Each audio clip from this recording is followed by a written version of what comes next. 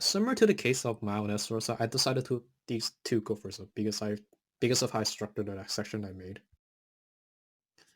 He is a very special character and he only appears in flashback. He is insanely powerful, broken, and was integral to the series. His doll has some insane fates and wheelchair, yes, wheelchair is a straight upgrade. Aside from his power, he's an enigma. Dan thought that he was a great guy and he does use his life force to stop the war. However, he thought that people dying was the sound of art. Sergeant Terminal thought that he was cold-blooded, and what he did to Mao was ruthless. One of the scariest and dangerous fighter in the series since its debut chapter until to the very end.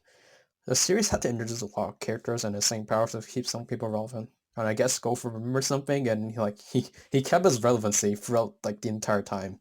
And Gopher has mind abilities. I think that just speaks for itself. Like not only does he have the same potential, he has shown that he is like actually relevant every single battle he's in. For example, he was extremely important in the war, especially when he was against the Demon King. And if you think Gopher was only useful for his mana ability, you will be surprised at his other feats. Like, he's actually surprisingly pretty fast. Like, he was able to yank Elizabeth away from the Demon King attack and was able to cast a spell all mile in the air.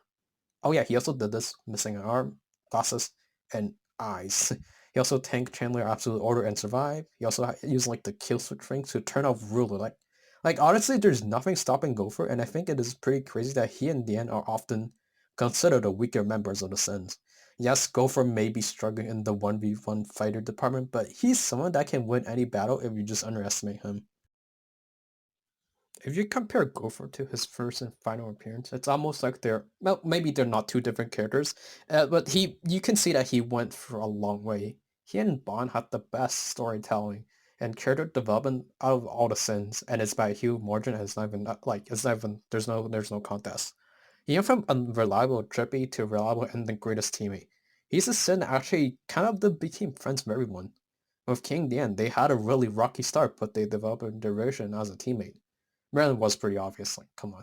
Menace was a mutual respect for each other. Escanor, one of, if not the only person that actually understand and communicate with Escanor. Escanor actually did respect the Gopher so much that he actually took an L against him and ran to get him even though he was in this shitty form. Mine was for the only sin that he was not very close with, but I guess that's fine. Gopher journey was interesting. Since the development, I always just put my smile on my face. His appeal was like kind of that awkward friend that didn't know how to read the room, to someone that would go as far to sacrifice his life to protect the karma he cares, not once, but multiple times. And Gopher is not a character not for everyone, and that's okay. You can hate on Gopher, come on. How can you hate on Wheelchair Gopher? Dude was so cool. And Gopher is not perfect and will never be. He still has done some messed up things in the past, like he brainwashed Killer and Zio and like a kid. That is like really messed up. And also Kid was blushing like, huh? Like what the fuck? I mean, and hopefully he'll never use his mind abilities to mess up kids again. Oh.